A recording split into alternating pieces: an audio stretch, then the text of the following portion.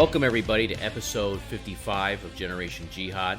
I'm Tom Joscelyn, and I'm joined, as always, by my colleague, Bill Roggio. We are senior fellows at the Foundation for the Defense of Democracies, and we edit FDD's Long War Journal. We've been doing this for a very long time. Bill, you want to say hi? Hello, everyone. We're welcoming you to this episode, but we're not in a good mood, obviously, and you probably aren't either. If you've been following our work for years, you know that we spent a lot of time working on Afghanistan.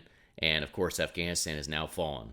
The Taliban has retaken almost the entire country with just some very minor exceptions. The capital of Kabul has surrendered. The Taliban and its allied jihadists, including al-Qaeda, are streaming into the capital and are getting ready to announce the resurrection of their Islamic Emirate of Afghanistan, the same regime that was toppled in 2001. I think there are a lot of people that Bill and I have encountered through the years who are probably silently glad about this or happy about this. They were basically, a lot of people we met along the way were effectively rooting for the Taliban. That's a sad truth, a sad reality of a lot of the coverage of the war in Afghanistan. And Bill and I were never that, of course. We never did that. We were always critical of the U.S.-led war there. We've been documenting the failures there for many years. We've been critical of Afghanistan's leadership. We've been critical all the way around, but we never had this moral imbalance between our side and their side. Our side committed many problems and had many faults, and there are many things to critique, and there needs to be accountability, and we're going to get into that. But their side is a bunch of bloodthirsty jihadists and terrorists, barbarians, who are now going to impose their will on the Afghan people. And a lot of the commentary that you're going to see about this matter is ignorant. A lot of the commentary you're going to see about this doesn't really understand what's actually happened here. That doesn't mean that Bill and I have endorsed this war effort for a long time. If you've listened to us, we've been very critical of it. But it means that if you're not upset today or mad today that the Taliban and al-Qaeda have retaken Afghanistan, then just stop listening to us. Just turn off the podcast. This isn't for you, right? If that's who you are, if that's what you're about, then go do something else. Don't listen to us because you're not our audience. But for anybody who has served in Afghanistan, first of all, I'd like to say this isn't your fault. This is the fault of your leaders. Your leaders are incompetent and inept and have been incompetent and inept for 20 years, right? 20. Amen to that, Tom. 20, Amen. 20 years. Actually, longer than that. We're going to get into that in a second. Actually, since the 1990s even. They've never known what they were doing. But if you're a service member and you're part of our audience and you served in Afghanistan, you're wondering, what was this, all about? Why did I go do this? Look, chances are the U.S. military asked you to do something it shouldn't have asked you to do. It put you in a situation it shouldn't have put you in. And you're probably feeling pretty upset today about, the loss of life you witnessed around you and potentially the damage done to you. All I could say is to those folks out there, listen, as fellow Americans, it ain't your fault, right, Bill? It's not your fault. It's not. Thank you for your service. It is, however, the fault of America's leaders. And let's get into this for a second, Bill. I was thinking about, I had somebody ask me to write a short piece about, what went wrong. And I said, you can't write a short piece about what went wrong. There's a whole website called Long War Journal, which has been documenting this for so many years now that it's an encyclopedia at this point of what went wrong. Tom, if I may interject on that, please. That's not just a book. It might be 2 or 3. It's volumes of what went wrong. We're going to write that book. We're going to write a book, and it's going to be No Holds Barred. We've been talking about this for a long time, and one of the last things I have to do in this regard, the story isn't over of Afghanistan or the jihad, of course, and this podcast is called Generation Jihad, and folks, the jihadis just got a major boost to their cause, and a whole new generation of jihadis are going to flow out of this. So if you think that the jihad or the terrorist threat around the world is over, well, you're sadly mistaken. I wish it was, because we could go do something else with our lives. But the failure in America doesn't mean the failure of America in Afghanistan doesn't mean that the jihadi threat now is gone. Quite the opposite. But no, let's talk about the failures here, Bill. Somebody asked me to write this short piece about the failures in Afghanistan. And as I got thinking to it, I had to go through. I ended up starting with the presidents. And it strikes me as that each president, really going back to the 1990s, made terrible decisions. So let's think about it, Bill. Al-Qaeda really starts gaining steam in the 1990s. Most of the planning for 9/11 happens during the 1990s, really through 2000. Al Qaeda attacks America, and you can go through the 9/11 Commission report and various other sources, and you can see that President Bill Clinton at the time passed up numerous opportunities to potentially kill Osama bin Laden. That was a failure. That was a failure, right, Bill? That's strike one, and absolutely, that was a failure. And I don't, despite the revisionist PR narrative that the Clinton team was able to get out and the compliant press played along with, they didn't really take Al Qaeda all that seriously. There were a few people in the Clinton administration who did, but overall they didn't. And President Clinton himself, certainly didn't. He passed up opportunities. Again, they're in the 9/11 Commission report along those lines. Here's the second one, Bill. President George W. Bush and his Secretary of Defense Donald Rumsfeld. You and I have talked about this many times. I've written about it. We've talked about it. In the weeks following 9/11, what should have happened, Bill? What should have happened? Yeah, instead of outsourcing the operation to hunt and kill bin Laden and his cadre, which is what they did, the U.S. should have deployed every division that it could into Afghanistan and did the hunt itself. When bin Laden was surrounded in Tora Bora, you needed everything there. The order should have been given to, the ultimatum should have been given to that they walk out or nothing walks out of that area. I'm not talking kill every frog, every blade of grass, every tree. I would have decimated the place. It would have decapitated Al Qaeda, and it could, maybe it wouldn't have.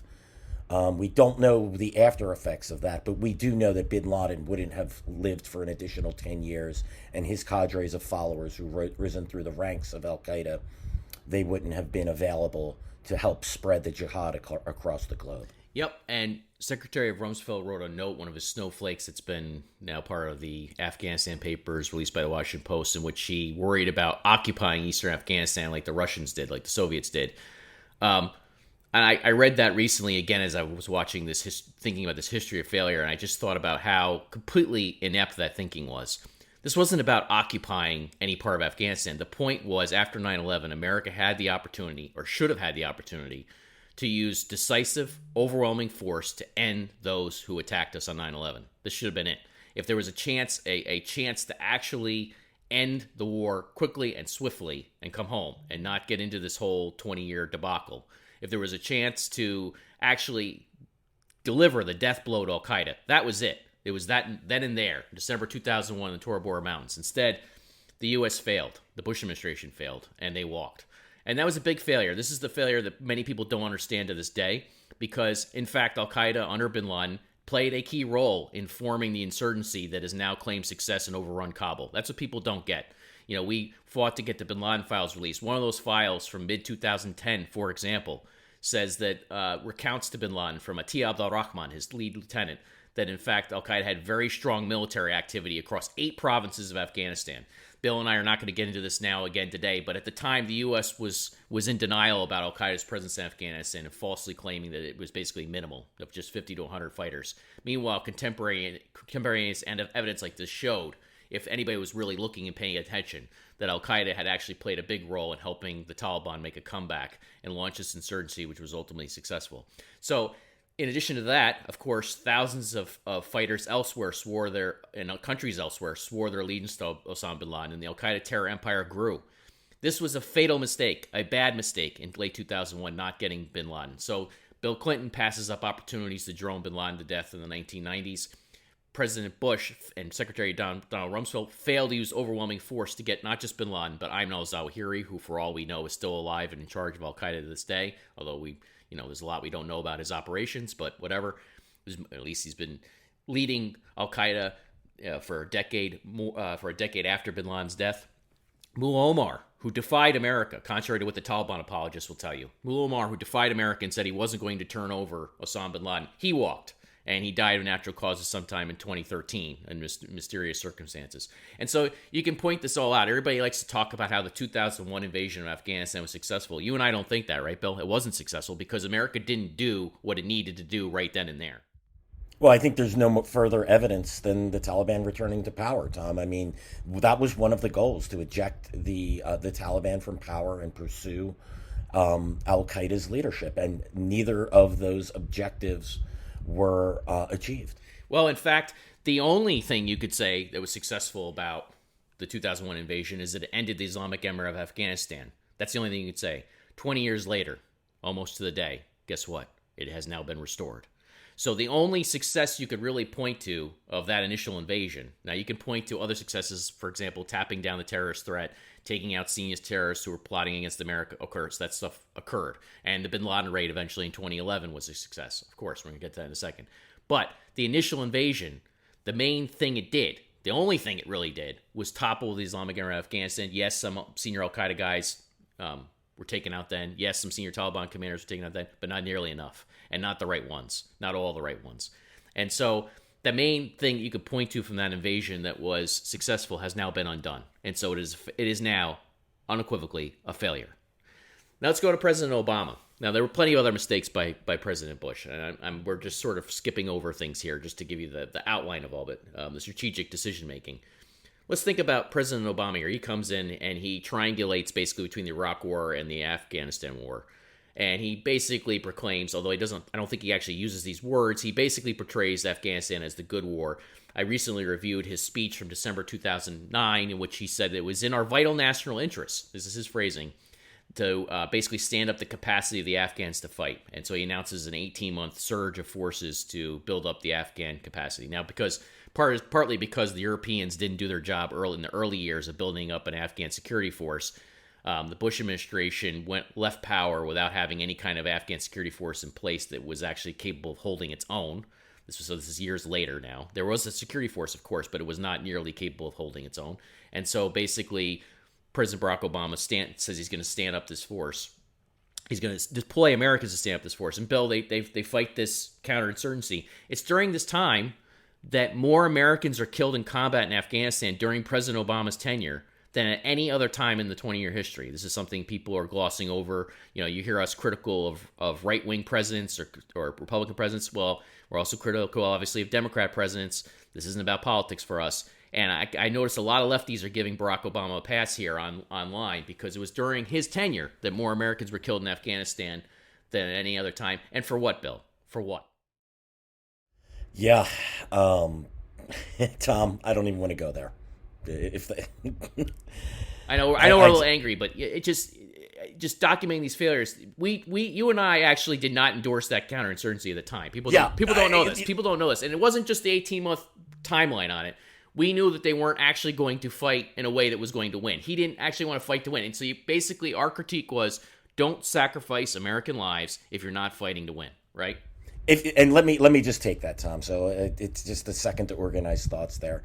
That surge in Afghanistan was the most cynical thing I've seen in my lifetime. More soldiers died during that period of time than died throughout the rest of the war in Afghanistan. Killed and wounded, maimed during that time period. When we knew, not just the time period, as you said, but we knew the strategy was wrong. It wasn't holistic. There was never a plan to deal with Pakistan. Anyone who is honest about what's happening in Afghanistan and understands the situation would have and should have known that. And he executed that surge for political reasons, to appease generals, to show that he wasn't giving up on Afghanistan. But his objective the whole time was to leave the country. It was one of his political planks, if I recall. So, yeah, this is where my anger and contempt comes in on. But, I don't save it just for President Obama. I save it for all of them. So, by 2010, 2011, America's desperately seeking a so-called peace deal with the Taliban. Is this a serious superpower? Is this how a superpower behaves, right? That you send all these Americans in for an ill-fated effort, and then you desperately turn around and say, well, we can make a bunch of excuses for the Taliban. We don't really have to defeat them anyway. And, of course, those talks ended in a fiasco, a total fiasco. I've told the history in multiple places. The history is also in Steve Cole's Directorate S a little bit, although he's harsh on it, but not nearly as harsh as I am on it, or I think people should be. You can find other things that Bill and I have talked about over time with that. But what's interesting is that this shows you the absolute ambivalence that was in this conflict from the beginning, right? There was ambivalence by the Bush administration. They didn't want to go in holistically because they didn't want to They had some idea that to do so would be occupying Afghanistan instead of just eliminating the terrorist threat once and for all. And then comes along President Obama, and he's ambivalent. He orders this surge while simultaneously having in his mind that by 2012 he's going to declare that he brought the war in Iraq to a responsible end, and says he's going to do the same thing in Afghanistan. And by so they start desperately pursuing this peace deal with the Taliban, which doesn't work. They end up walking away from the table eventually in 2013, if I recall correctly. During this period, also, the U.S. and NATO declare an end to combat operations in 2014, right? Was that the end of combat operations, Bill? Absolutely not, Tom. I mean, that's sort of that was the big lie. The Afghans have stood up. This is General Dunford told this, and then General Nicholson and General Miller. They've told us about the reliability and strength, and they told us the Afghan security forces have more than 300 soldiers and police and airmen in the ranks, and 300,000. Sorry about that. Yes, and that they're strong and they have the equipment and they have the training and they have the commandos and they have everything, and then yet what we all watched was the collapse, and that was a collapse of years in the making of the Taliban whittling down their strength, breaking their will, and then when the offensive began and the Taliban began taking over districts in the beginning, starting in May, and then up to the last weeks when the districts became irrelevant and they started taking over provincial capitals and provinces themselves. The Afghan forces collapsed because of these years of failure that we've witnessed. We're not good at training militaries, clearly. See Iraq, now see Afghanistan. We try to make them in our image instead of making them the way that they need to be made. And everyone involved in that training program, in deciding how to build it, they need to be held account for this. The failures, Tom, and it goes on so many levels, and that's what's frustrating about this. If there was just one or two failures in here, it may not have led to this, but it's just a compilation of failures. It's accumulation of failures that brought us here. So, amen. President Obama orders the raid at bin Laden. Great. I give him credit for that. Just as I give the credit to the Bush administration for stopping another terrorist attack after 9/11, although I don't approve of everything that was done, obviously. I do think that generally there were other attempts to attack America after 9/11 that were stopped. And I think that bin Laden absolutely being brought to justice, as they would say, under Obama was a great thing. He did that. But of course, there was all sorts of other baggage that went along with all of this. And obviously, President Obama wasn't committed to fighting in Afghanistan. President Bush wasn't committed really to fighting in Afghanistan. His attention was distracted by Iraq and other things, and the failures we just talked about. Then you get to President Trump now. He comes into office in 2017, and his instinct is to get out. And I know you and I were talking to people at the time and said, okay, get out if you want to get out. Just don't throw the Afghans under the bus. Figure out a way to leave in a staged manner that transfers to them. And if it falls, it falls. But don't throw them under the bus. And so we know that President Trump in August 2017 reluctantly signed off on a so-called strategy to achieve victory in Afghanistan. He used the word victory. You and I said at the time publicly, look, we understand what they're trying to do here. This is the last-ditch effort to try and stand up the Afghans against the Jihadi insurgency, to try and salvage something. But it isn't going to lead to victory. The whole idea, there's no way there's any going to be victory under this plan. It was a modest increase of several thousand Americans were going to go to mainly to train Afghan forces and while conducting counterterrorism operations. You and I knew that wasn't going to solve things at all, but the whole idea was the last-ditch effort to basically prop up the Afghans. But what happened? By 2018, just a year later, President Trump had abandoned all of that entirely. And by the way, part of that strategy in 2017 was to get tough on Pakistan. They abandoned that too. In 2018, he abandons the whole thing. And what happens is, somewhat comically, he and his advisors, including Secretary of State Mike Pompeo, decide to pick up this track that was laid by the Obama administration by then Secretary of State Hillary Clinton, who Pompeo criticized harshly on other terms. They then pick up the Obama-Clinton track for negotiations with the Taliban, the track that the Obama administration walked away from. The Trump administration then goes full steam down. They go full steam down this so-called peace process with the Taliban beginning in 2018. and they appoint Special Representative Zalmay Khalilzad in charge of the negotiations. If there is not a deep dive into Zalmay Khalilzad's career after this, including the last 3 years, to find out exactly what he's been doing, you uncover the paper trail, all of his communications, everything he's been doing. If Congress and journalists and others don't investigate that, that will be a crime for history, because it's obvious, if you haven't been paying attention, it's obvious that he was not working in the cause of peace. He didn't achieve anything that could actually be called peace at all. All the Trump administration did, was begin the withdrawal of American forces. But you know what? You didn't need to dress up a withdrawal deal with the Taliban to accomplish that. President Barack Obama drew down from 100,000 troops to less than 10,000 without doing a deal with the Taliban. The U.S. could have gotten the Taliban to agree to a narrow deal, which was one line. We're leaving, just don't attack us while we're leaving because you'll make us come back. That's it. And guess what? The Taliban would have agreed to that. But you know what happened? They tried to dress it up as a peace process. They tried to dress this up as they were bringing a negotiated solution for the Afghan government and the Afghan people. You and I were virtually alone, Bill, in saying that this was nonsense from the beginning. All of official Washington went along with this. The U.S. military went along with this. The State Department went along with this. A lot of people in Congress went along with this. Certainly, people in the White House and the state and went along with this. And a lot of the people who are fans of Trump and think he was tough on terror, well, this is a guy who wanted to invite the Taliban to Camp David, just months after the Taliban released a video celebrating 9/11. This is a guy who Secretary of State Mike Pompeo said that the Taliban was now going to work with us to alongside America to hunt down and quote-unquote destroy al-Qaeda. President Trump repeated the same language, claiming the Taliban was going to be killing terrorists for us. This is what he said. Is this a serious power, America, to have a president and Secretary of State vouching for the Taliban like this, Bill? Is that a serious power? Is this a serious entity at this point? I don't know. I mean, to me, this is totally unserious. But let's get into what this actually did. Beyond this silliness, beyond this ridiculousness of endorsing the Taliban as a counterterrorism partner, what you and I knew right away, and we said right away, is that this peace process with the Taliban, all it's doing is throwing the Afghan government under the bus. That's all it's doing. They're going to make sure now that the Taliban comes back to power. And Bill, what happened from February of 2020 when this phony deal, this really a withdrawal deal that they dressed up as a peace deal, what happened between then, February 2020, and May of 2021 when the Taliban launches its blitzkrieg? Yeah, the Taliban just kept pushing.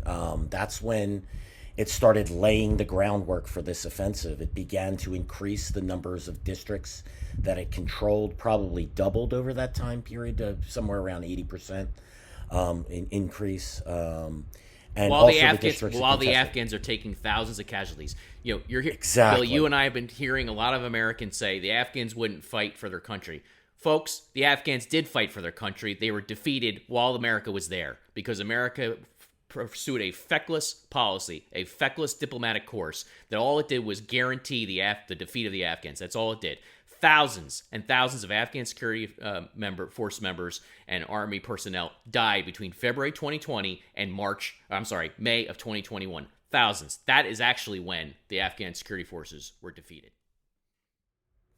Yeah, absolutely. And that's the untold story here. That plan, it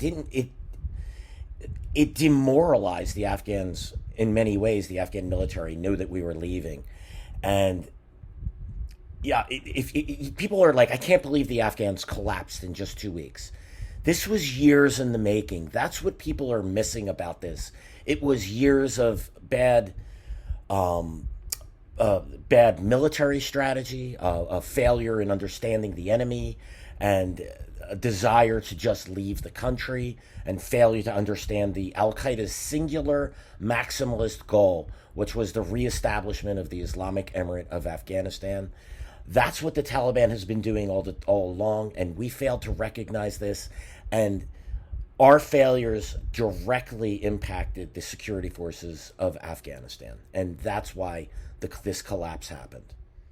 Just in July, the chairman of the Joint Chiefs of Staff, General Mark Milley, claimed that there were 300,000 Afghan personnel. Actually, President Biden claimed there were 300,000 Afghan personnel, members of the ANDSF on July 8th, I believe it was, that were capable of defending their country. What General Mark Milley said was that they had the capacity. They had the capacity to defend their country. That was, and he said that in late July. Within weeks, Within weeks, the whole country had been toppled, had been captured, right? What happened? Well, obviously, the Afghans didn't have 300,000 well-equipped army personnel, as President Biden claimed and Milley vouched for, right? They didn't, did they, Bill? They didn't have 300,000. That was a mythical number. It was a number that was on paper. It was because the Pentagon and American military leaders haven't really been serious about this in a long time. It was a paper number, a paper army, you know?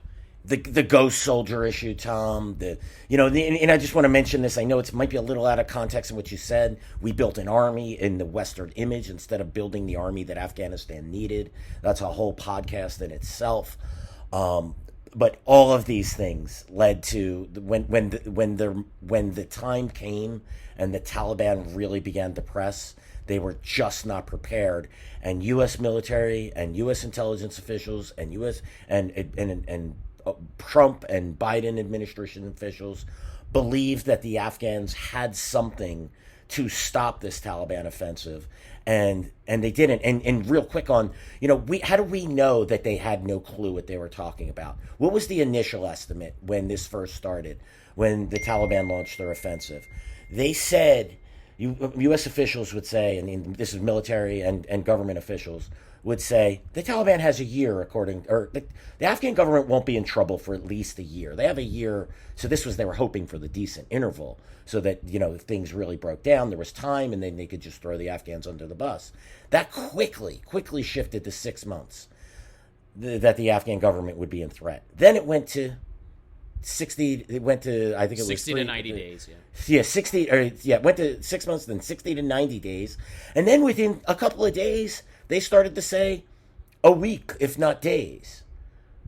If that isn't not understanding what was going on here, if that isn't an intelligence failure, if that's not a failure in understanding your enemy and your allies, I don't know what is. I'm seeing officials, of course they're anonymous, right? Because they won't put their name to it. But they're saying, we knew it was happening all along. We understood this. We made this estimate. Really? Then why did it go from 1 year to 6 months to 60 to 90 days to a week to days to hours, all in the span of what, Tom? I think that was within a month, maybe, or maybe over the course of 3 months. It was the course of weeks. But let's make a distinction here, because when we talk about intelligence failures, there's a lot of CIA types on Twitter right now who are very angry at the idea that there's an intelligence failure coming from their shop. You and I aren't talking about a intelligence failure from those folks. I have no idea what the CIA's ultimate estimate was on this. There's some indicating reporting that the CIA and ODNI, were warning that Kabul could be overthrown quickly. But what we're talking about is the failure by the military commanders. Obviously, they're receiving intelligence reporting from their own channels or their own assessment. I think that the U.S. intelligence community probably revised their timeline quickly, like you just said as well. But what we're focusing on here is very simple. I'm not talking about any sort of classified assessments that we couldn't see. Here's what I'm talking about. Chairman of the Joint Chiefs of Staff, Mark Milley, in late July says the Afghans have the capacity to keep the fight going and to protect their country, defend their country. That was late July. They clearly didn't, right? So what was he relying on, right? There had to be some intelligence reporting or some accounting of all this that he was relying on to say that. And clearly that was wrong. The President of the United States said that, and clearly it was wrong. Now, maybe they were ignoring or spinning intelligence reports that said that was wrong. It wasn't the case.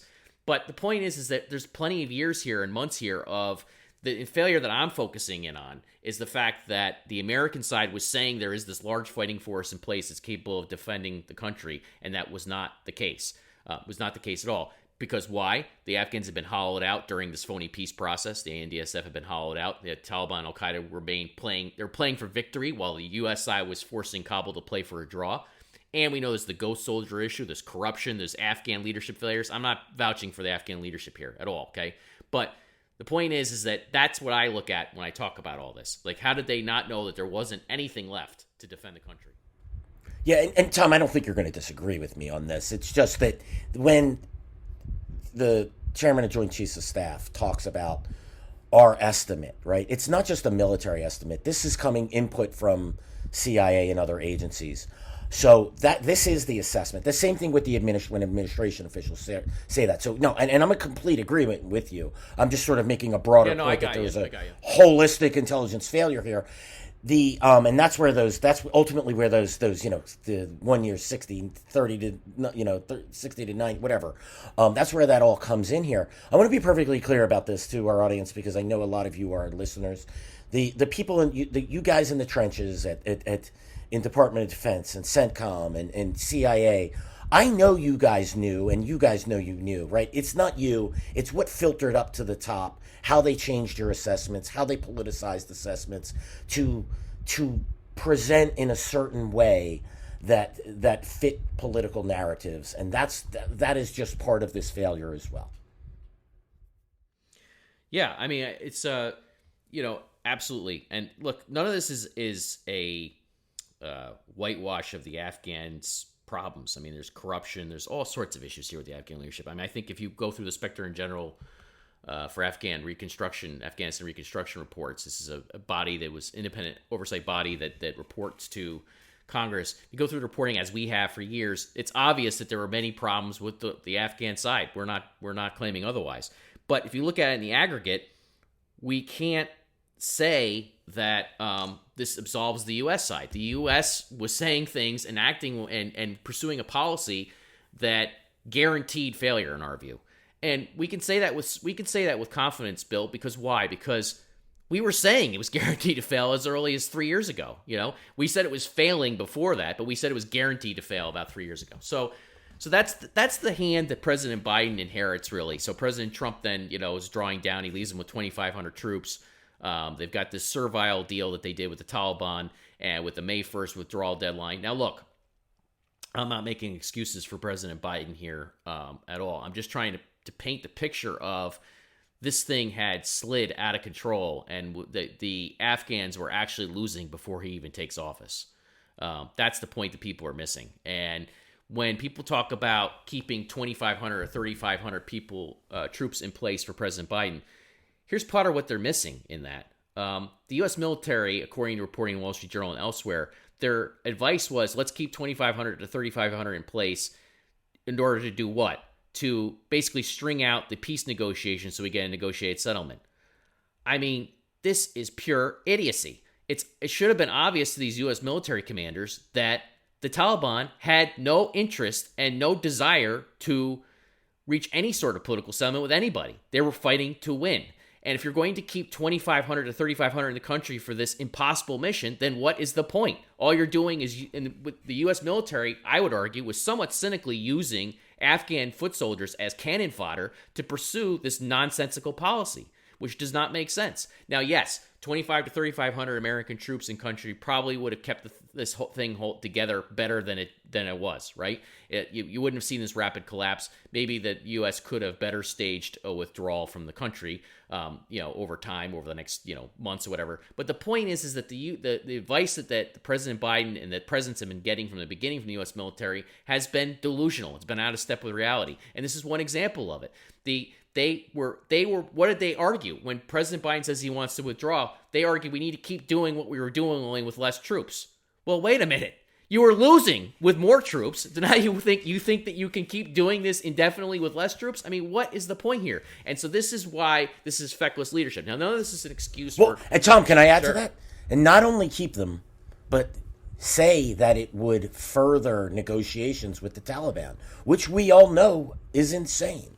It's insane because, first of all, the U.S. had already agreed to a May 1st withdrawal date in that servile deal with the Taliban, in which the Taliban, there were no enforcement mechanisms or verification mechanisms, and we just said that the President of the United States, Trump, and his Secretary of State, Pompeo, had vouched for the freaking Taliban as America's counterterrorism partner, so, they weren't going to hold them to account for anything when it came to Al-Qaeda or compliance with any of the weak counterterrorism provisions in the deal. So you're going to do what? You're going to stay past May 1st, and then you're going to get targeted by the Taliban because they're going to say you're not in compliance with the deal, when in fact the Taliban was never really in compliance with the deal because the whole thing was a farce to begin with, right?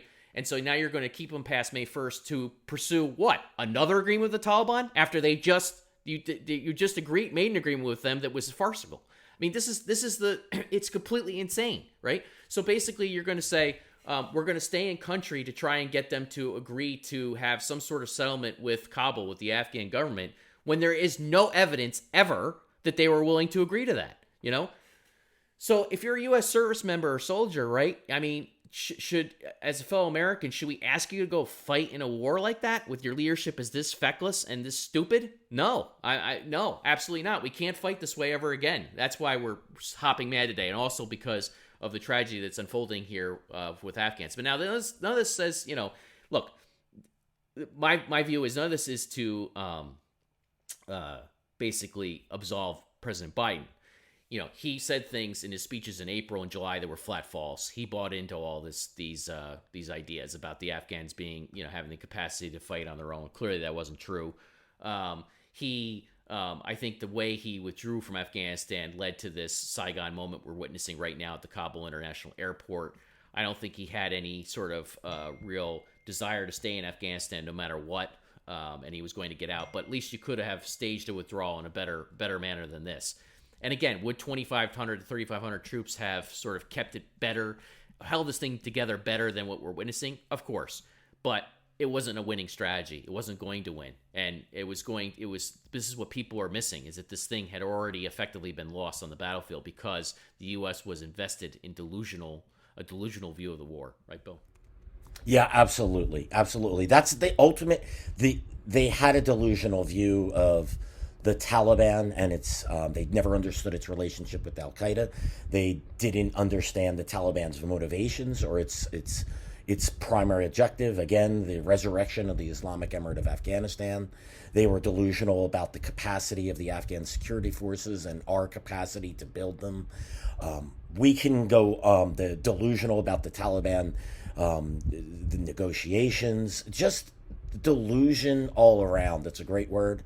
And it counters the other D words that we hear the U.S. officials use when they talk about Al Qaeda. I love the D words when it comes to Afghanistan, John. It's always Al Qaeda's been decimated, defeated, destroyed. All of these other D words, I forget them. There's so many. But the real D word for Afghanistan is delusional. I would say the real word for Afghanistan is defeat now. We can add another one to it. The delusion led to defeat. Desperation, despair. Yeah. So now, let's go over, a lot of people are trying to be defensive of the U.S. military's leadership. And again, if you're a service member, this isn't on you. This is on your leaders. And if you look at the U.S. military leadership over time, they're not inspiring confidence in anybody. We just talked about how Milley was pitching a view of Afghanistan that was devoid of reality. But here's the thing, you go back through all this. It was General, Austin Scott Miller. He was the last commanding general over U.S. forces, Afghanistan and NATO. He endorsed the whole phony peace process with the Taliban, which is during that time the Afghan forces were carved out, were hollowed out by the Taliban and Al Qaeda. He endorsed this whole feckless strategy from 2018 on. His predecessor, General Nicholson, on his retirement speech, said that this war needs to end. Well, it ended, General. It ended in defeat. Congratulations. You have all sorts of other generals through the year. General Dunford, who the Taliban openly mocks as a loser because he's been clueless for years. He and his civilian advisors, I think that's probably apt. You can go back through the history of all this.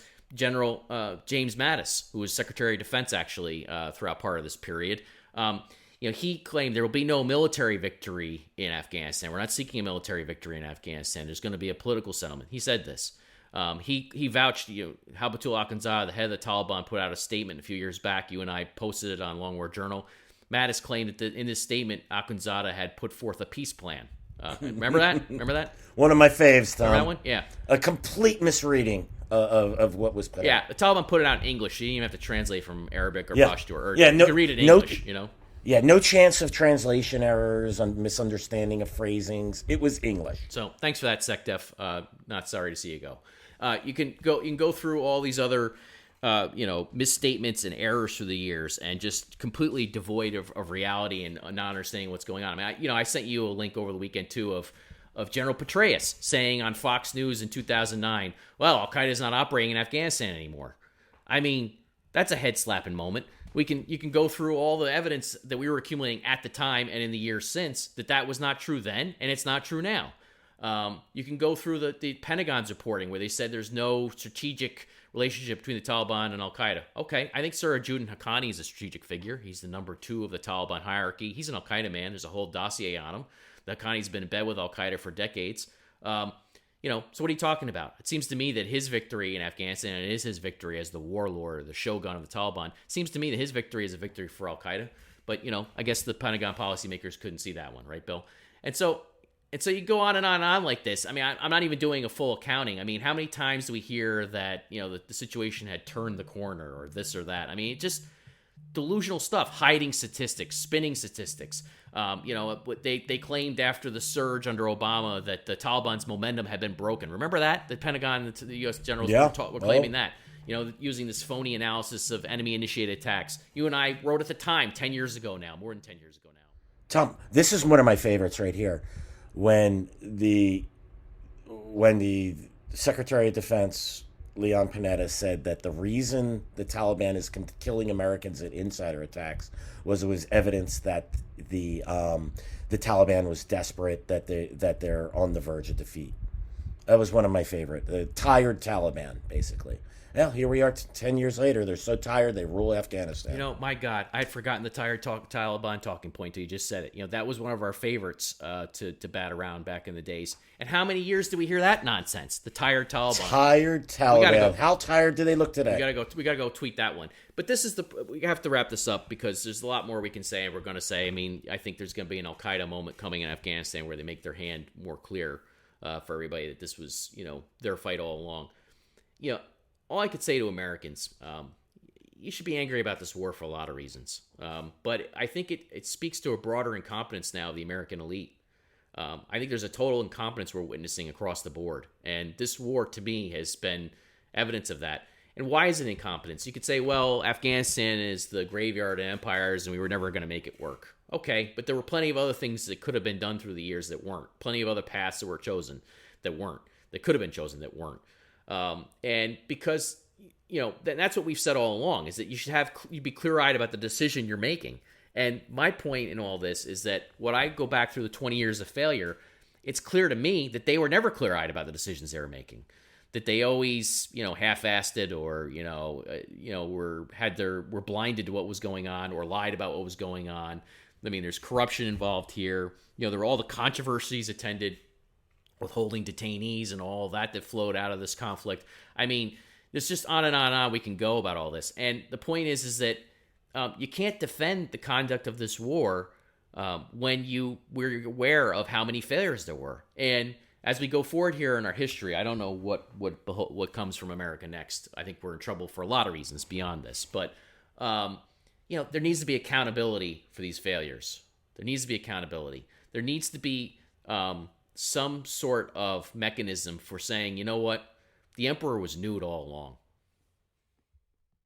Yeah, Tom. If any good can come of this horror, this 2 decades of horror, is that, and I'm very pessimistic of this, but I have to have hope somewhere, is that the lessons can be learned and the problems could be fixed. I hope the U.S. military, its leadership, I hope our politicians, I hope our intelligence services are able to honestly reflect on what happened and do what they need to do to change these bureaucracies, to change the culture, to fix this. Because at the end of the day, American lives are lost because of their failures. And you know what? If you're at the CIA, you could hide. If you're an administration official, you could often hide. But you military commanders, you're sending our sons and daughters, our brothers and sisters, our fathers and daughters into battle, and they're dying for a losing cause. And you need to learn to stand up. You need to have the courage to resign when you're giving orders to execute that will fail. And you need to be critical when the time comes to be critical. It's not just about saluting and saying yes sir and having that can-do attitude. There's much more to this. There's lives at stake. There's American prestige at stake, our place in the world. Stop being subservient generals and stand up for what is right. Well, hey man, the only thing I'll add to that is it isn't just the Americans they send into battle. This is part that I think it's Americans being too cavalier about. since 2014, tens of thousands of Afghans have died. Absolutely, have died yes. trying to protect their country and defend their country. And a lot of Americans today are saying, well, why should we fight if they won't fight? No, they fought, folks. They fought under corrupt, inept leadership, both on the Afghan side and on the American side. They fought and they died, and now they lost. And so if that's a defensible war effort for you, then you can just stop listening to us. Amen, Tom. Tom, as always, it's a mind meld between us. You guys get to hear the conversations that Tom and I have over the phone. These are certainly a little less salty and a little less emotional, but today's not the day for us to hold back. What we have witnessed is monumental failure on multiple levels, and I'm just going to say it again. The American public and anyone who can should hold the press, hold our leadership accountable for this failure. It's in the interest of our country, and it's the interest of our allies, the allies we abandoned in Afghanistan, the soldiers and government officials and policemen and civilians who fought and died beside us for something that they hoped for, that we left them in the lurch. It's disgraceful, and it's days like today that I'm ashamed to be an American. On that cheery note, we'll wrap up the podcast. Hey, listen, Bill. How many times do you say that, Tom? Pretty much every episode now. Look, I mean, Bill and I know people who have died in recent weeks, folks.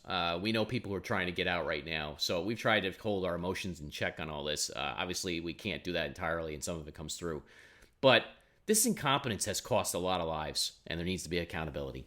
And so I'm going to leave on that note. Thank you for listening to this thoroughly depressing episode of Generation Jihad. You can follow us online or download our podcast anywhere you listen to your podcasts. I have a whole list of sites I'm supposed to read off that I don't have in front of me, and I'm just not going to do it this time. To Americans and Afghans, the Islamic Emirate of Afghanistan rises again. To all those counterterrorism analysts who made excuses for the Taliban for years, well, you own this too. Take care.